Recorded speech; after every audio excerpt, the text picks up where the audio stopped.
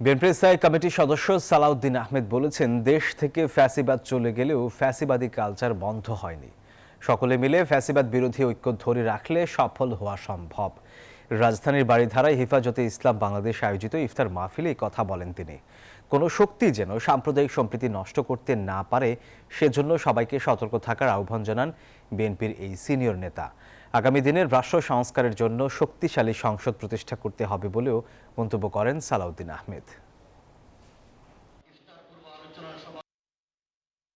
এই দেশ ফ্যাসিস্ট মুক্ত হয়েছে, কিন্তু ফ্যাসিবাদী কালচার, ফ্যাসিবাদী প্রচারণা, ফ্যাসিবাদের দূষরদের বাংলাদেশে অস্থিরতা সৃষ্টির পায়তারা বন্ধ হয়নি।